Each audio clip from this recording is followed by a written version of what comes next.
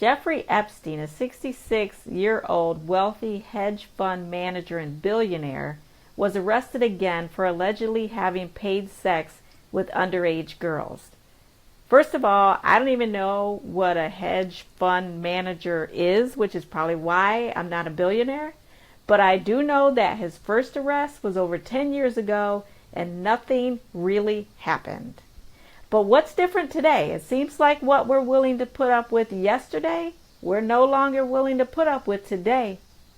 What's different? A change in societal perspective. That's what's different.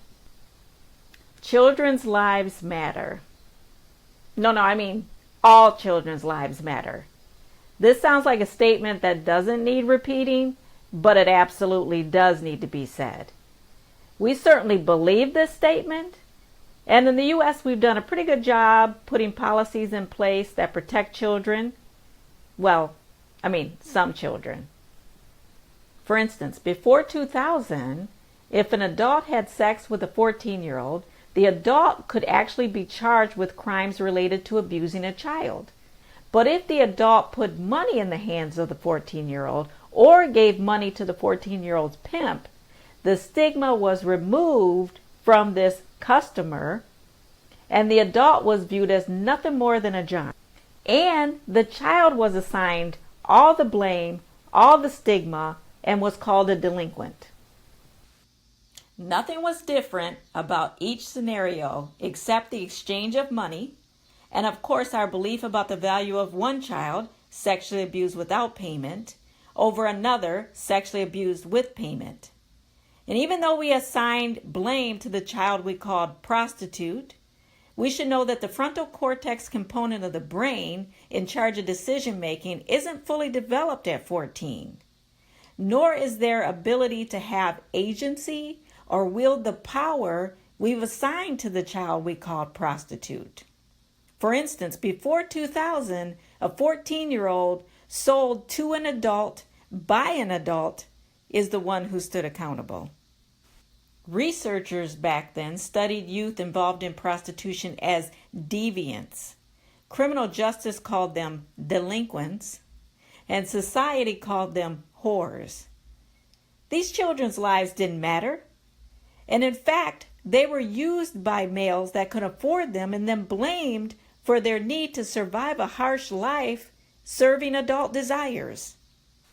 In fact, despite the fact that everybody says that any child can be trafficked, most youth that are commercially sexually exploited today are vulnerable.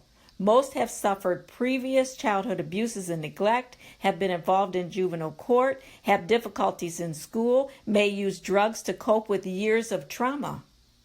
However, in the court of public opinion, these children had the power and the ability to outwit and manipulate adult men into positions where men merely gave up money while exploited youth gave their innocence. A fair and smart trade on the child's part indeed. As I read the paper outlining the Jeffrey Epstein case, I'm reminded of the study that we did across Ohio that found that buying youth for sex was fairly expensive. And men that purchased sex from youth had to be men of some means.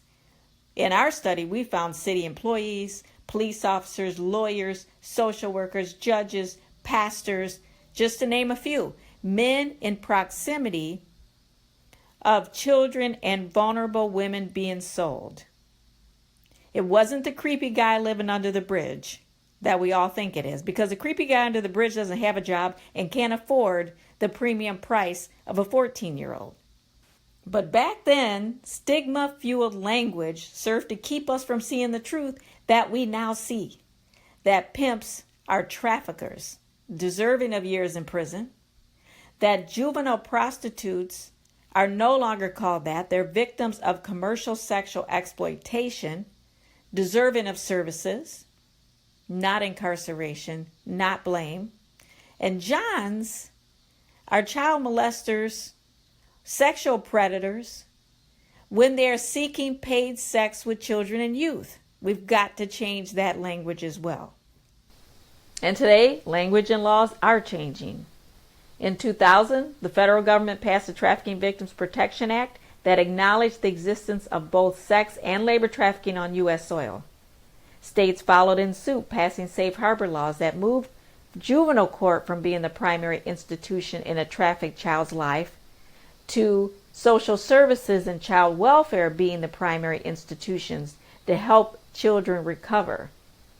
Those children that have been abused privately in their homes and commercially in other people's homes are deserving of our help and our empathy and our care and our concern. On August 10, 2019, Jeffrey Epstein killed himself in a Manhattan jail. In the era of the Me Too movement and the Time's Up movements, it seems that Mr. Epstein may have realized the marked paradigm shift that occurred in the country since his arrest over 10 years ago. Maybe he realized the devastation that he caused to his own life. Maybe he realized the devastation that he caused to those around him.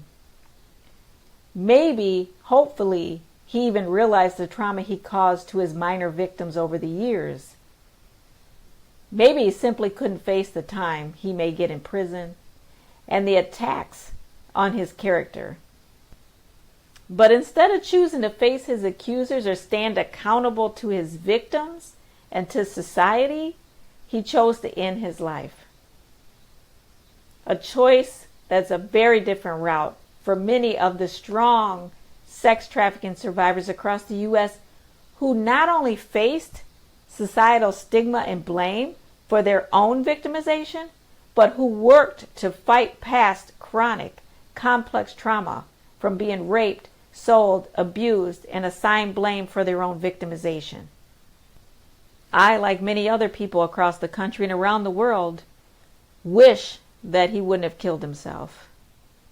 We all wanted him to stand accountable to his accusers so that they can see justice as a small part, a component of their healing. Hell, we needed to see justice as a small part in our own healing. But alas, that's not to be.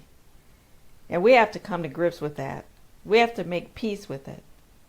Let's focus on being proud of our progress.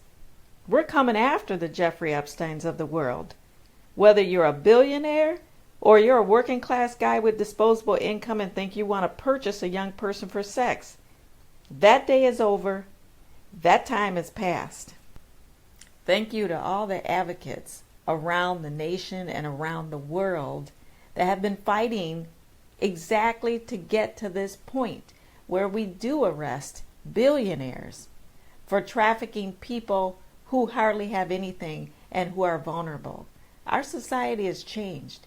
So thank you for the people that have been out there marching and picketing and writing and nudging their senators, their Congress people, all the legislators. Thank you for the people that have been educating their daughters and their cousins and been building and forming coalitions. And thank you to the secretaries who were on those coalitions, who wrote down meetings with their bosses so that we can get in the doors and talk to people with power and influence about trafficking. Thank you to the people who got petitions signed. Thank you to the people who went on the news and talked about issues. Thank you to all the survivors who were brave enough and courageous enough to stand up and talk about what happened to them. And thank you to the lawyers and the social workers and the CEOs and the healthcare people and the volunteers and the students and the moms and the dads and the young people who went to their school and said, I want to learn about human trafficking, and now let's do something to help people my own age fight human trafficking. So instead of feeling bad, feeling regretful that we didn't get to hold Jeffrey Epstein accountable, let's look back over 10 years ago. This didn't take place 10 years ago when he was arrested the first time. And this time we had a billionaire in our grasp, and we said vulnerable children who have nothing are more important than your billions. And I think that's progress, and we need to celebrate.